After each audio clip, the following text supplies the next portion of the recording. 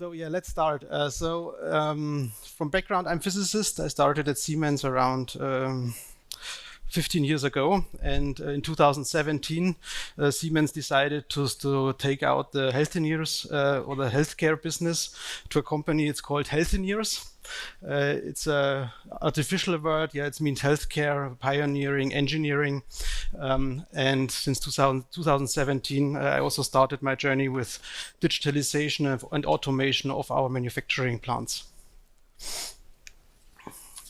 So I will guide you through these topics here. So a short intro, what we are doing, what is our business, then why it's important to know where the healthcare market is going, what demographic changes we have, a digital twin of our products will be presented, and the deep dive is then on the smart factory transformation. This is especially a topic which we are currently performing in our plant in Forchheim. It's close to Nuremberg. It will be a new manufacturing and engineering site with around 900 people working there, and we plan to do it as a digital lighthouse for the medical business. And at the end, of course, how do we implement this? We learned this morning also that it's important to bring all the people on board in the digital journey. I will show you later on. Here on the right side, you see a typical instrument which we are building. It's a combined CT instrument combined with an intervention table. So normally the patient is lying on the table. We have here an X-ray system. And you see then here with 60 frames per second in a 4K resolution where you are putting your stand, for example, in the patient. And if the doctor needs a 3D image of the body, then the patient can move directly into the CT. A CT is taken within a few seconds and you have a three-dimensional picture of your body. So who are we? So this is our vision. So we want to pioneer breakthroughs in healthcare, and important here for everyone, everywhere. And this will be also a topic I'm addressing. So we have a lot of people on the planet, and you need experts and knowledge which is brought to the people. For example, if you have in the jungle, how is it called? Schlaganfall. Strike, exactly, thank you. A stroke, I think it's called. And then there is the word that time is brain. Yeah, so it needs really a very quick intervention that you survive this. And I will show you how we want to achieve this. So what are we doing? So yeah, we are market leader in nearly all businesses we are doing. It's mainly medical imaging, but also labor diagnostics, for example. So if you think about corona tests or something like this, this was also our topic. We are around 66,000 people with a revenue of around 18 billion euros. And this is the triangle where we are dealing with. So the vision is patient twinning. I will show you later on what it is.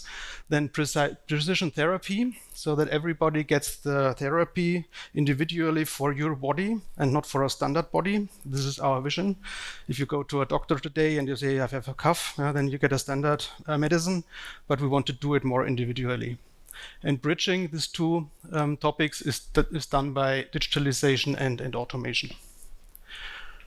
On the right side, you see more than 70% of the clinical decisions are done with our instruments.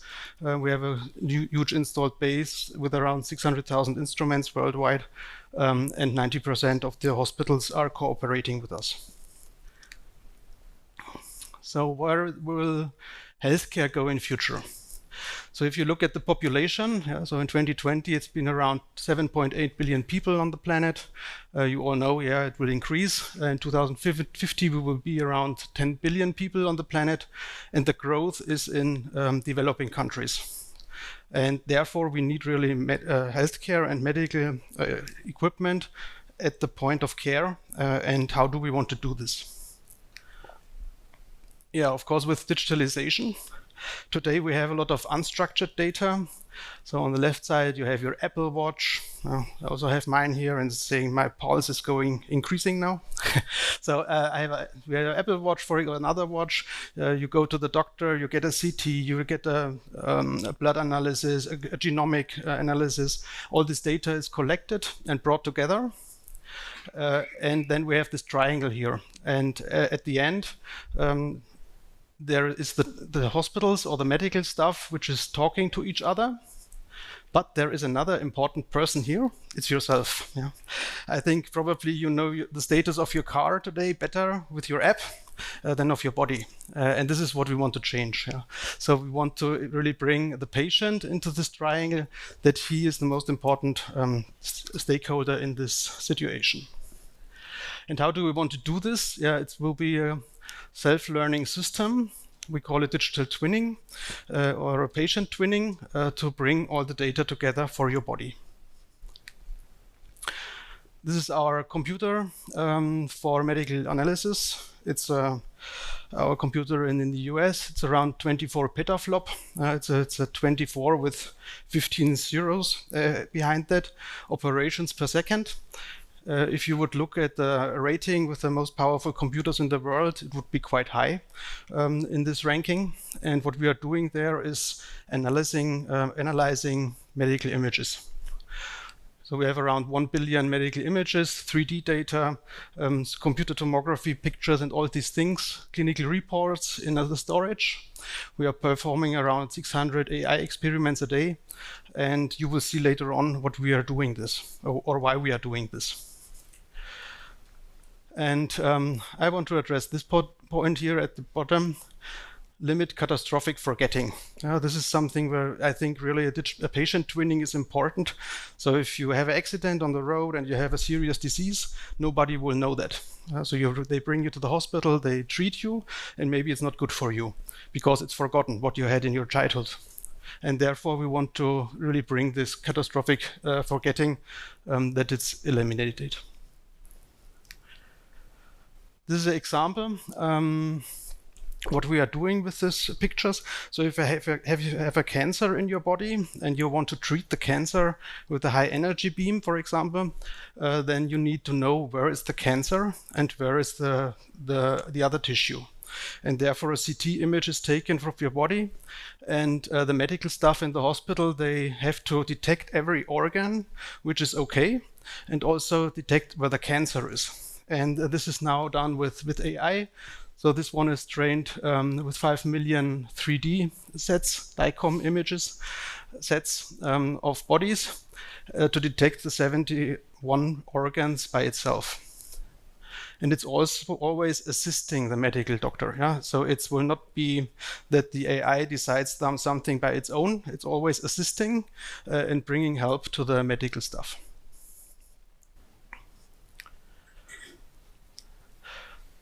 And this is in principle what we call the patient twinning approach. So to bring all the data together, MR image of the brain, for example, it's this one here, magnetic resonance image, but also other information from CTs, bring it together.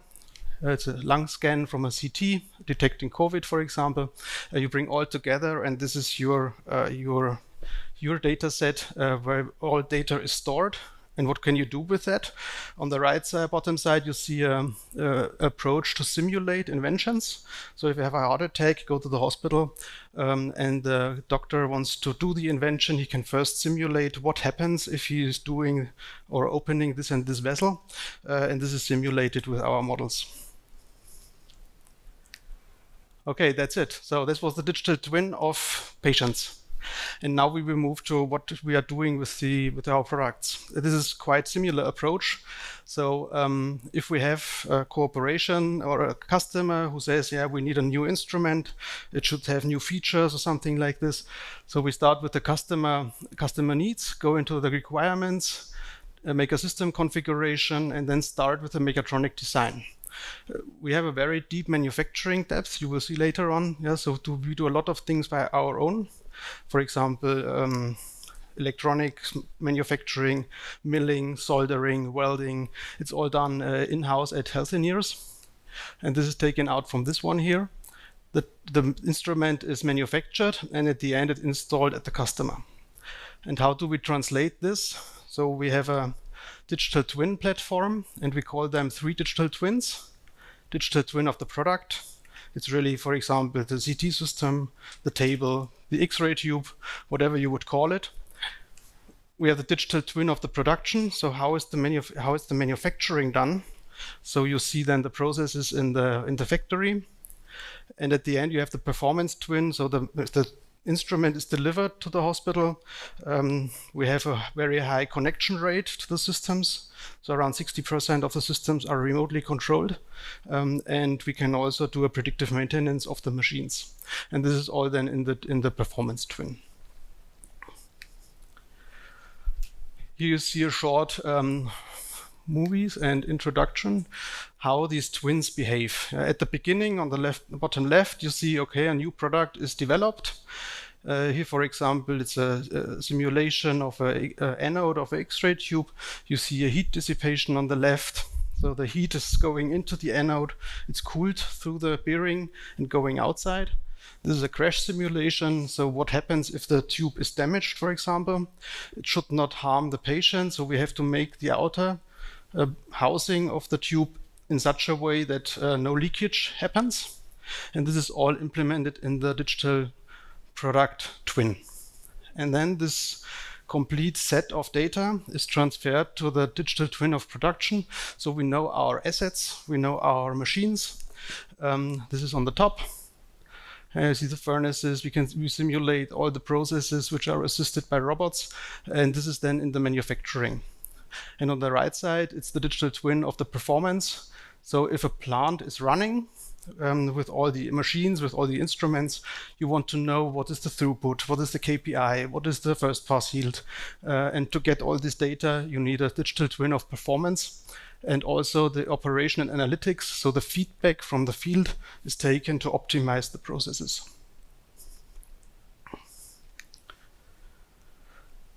So and now my talk was about smart factory transformation. So what is that? So in my role, this high energy photonics center is currently the most important project for especially myself. Yeah.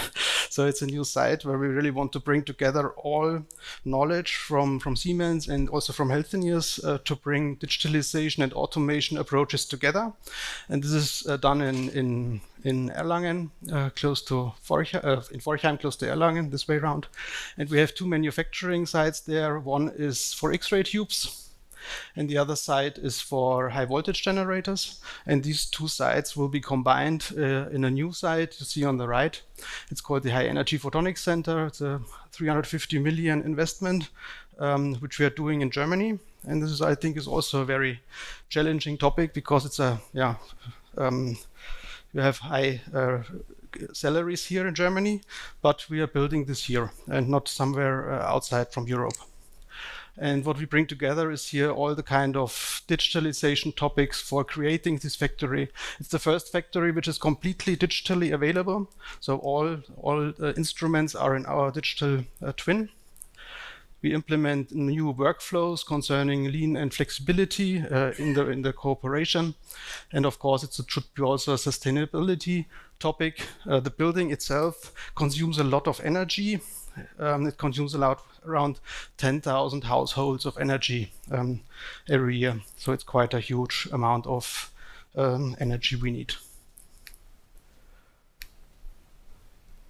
And how do we plan this? So we started around 2018, where we started in the old sites and created our value stream analysis. So we looked at the workflows, logistics, R&D, how is the new product introduction done into the manufacturing? What is the quality system doing? And we did a use case elaboration, and together with the colleagues, we did this big picture mapping. So what do we want to achieve with this new factory? And it will not be a completely automated factory. So our quantities are not so high that we can really do a kind of automobile manufacturing with a tech time of 60 seconds or something like this. Therefore, always we have the workers and the machines cooperating and working closely together. And in total, behind these pictures, we have around 67 digital use cases we are implementing for this new plant. For example, one use case is digital shop floor management, so that you bring in the cascade all topics in the factory up. We have automation projects, automated vehicles, all these are use cases in this roadmap. And the implementation concept itself was communicated to our people working at the department on these 5 stages. Yeah. So we started with the lean, so creating really the factory that it's created in a flow mode. Yeah. The manufacturing is done in a lean way. We upgraded all equipment to bring it to our data platform and also bring the data of the machines to the cloud platform. So it's more than 300 equipments we have to connect. And at the state where we move in this year, every equipment will be connected to the platform. And at the end, we have then, of course, the benefits of predictive and collaborative work. Here a short snapshot on this HAP. So the backbone, everything is digitally. This is the goal, really. The complete plant has to be, or the complete building. It's not only a plant, it's a complete engineering and manufacturing side has a digital backbone, and the data is going into our cloud system. There it's combined with the supplier data. So if we get some data from our suppliers, so also this data is used to be delivered. And it's not only invoicing or something like this. Yeah, you have on the drawings, you have dimensions, you have material properties, you have analysis protocols. All these things is brought to the platform. Then we look how is the system running in the field, bringing all the data during operation into the platform. And at the end, that's a good thing. Every instrument comes back to us for being refurbished. And then we can look how was the wear, for example, in the instruments. And here we have then what we call it work streams. So we have different teams working on these different topics.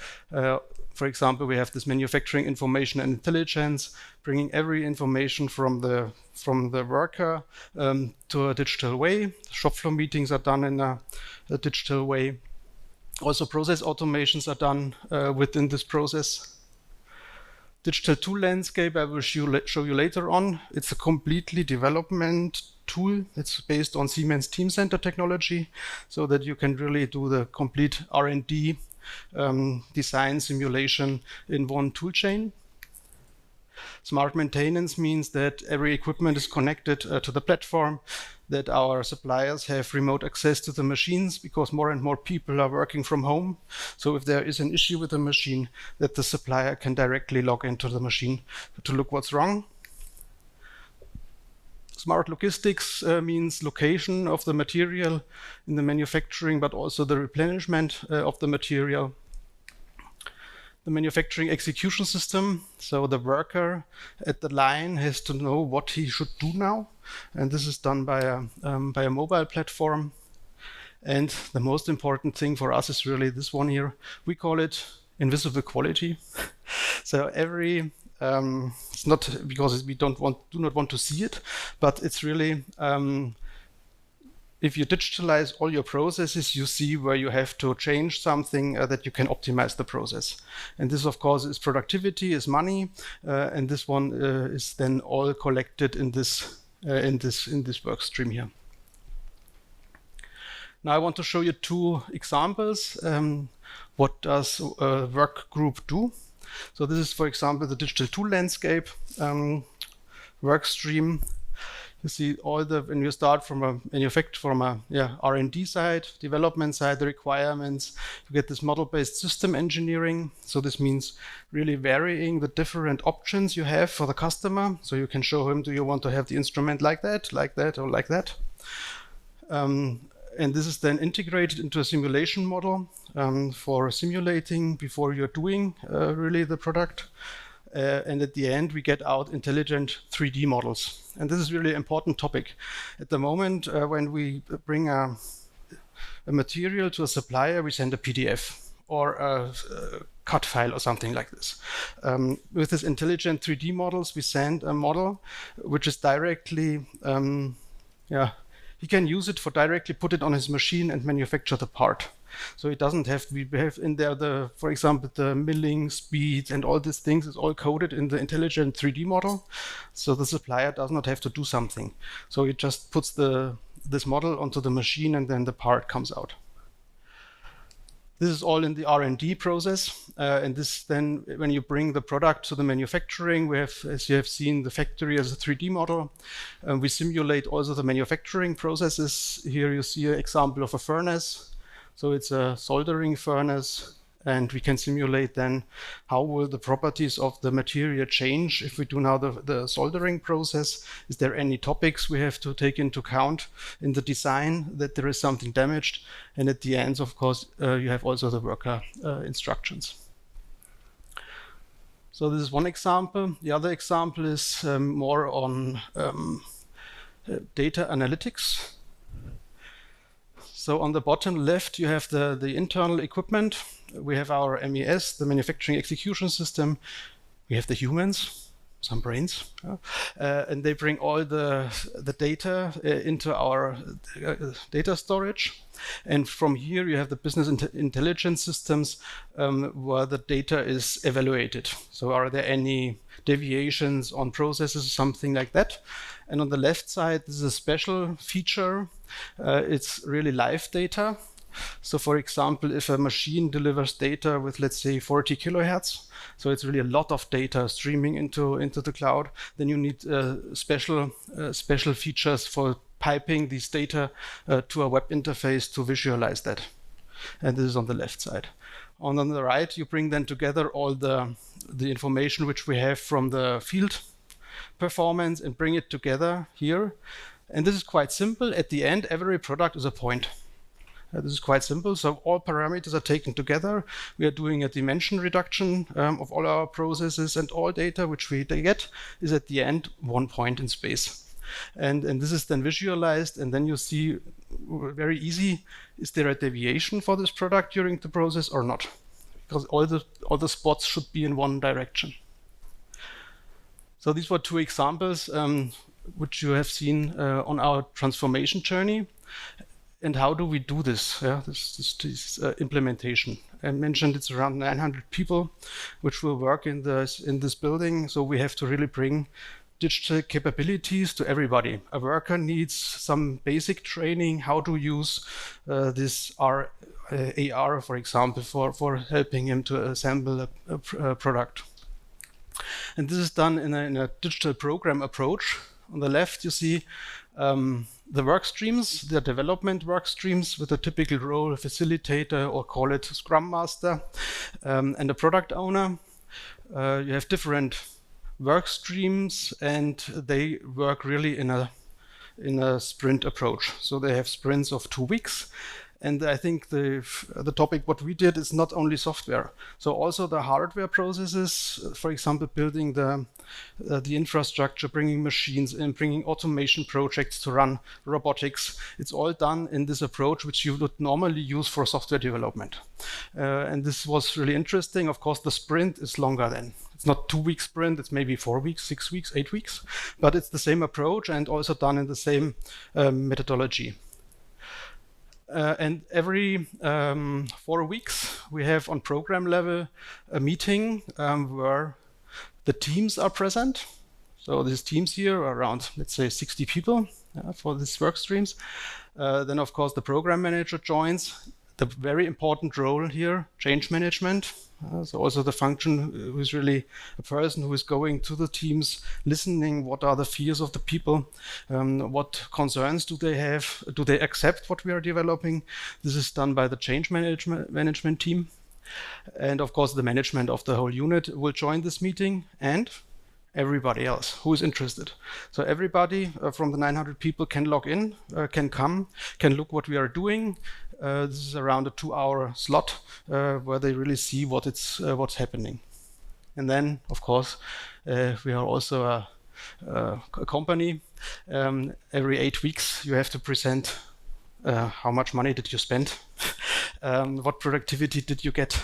This is then the right management round where you have to show your results. And now that's maybe the movie. So here you see the actual impressions. The building is nearly finished. So we are currently planning to bring our offices to this new building in around 1 month. But you will see the building right now. It's around 2 minutes, I think, or 3.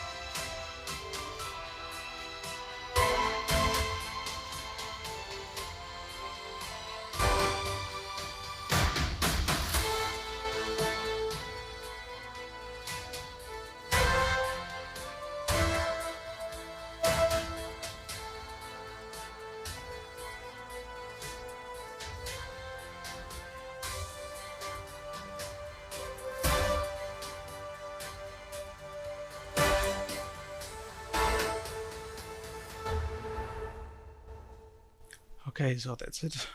And it's also my last slide. So it's yeah, very exciting project, and maybe in the roundtable we can have some follow-up discussions. Thank you very much for your attention.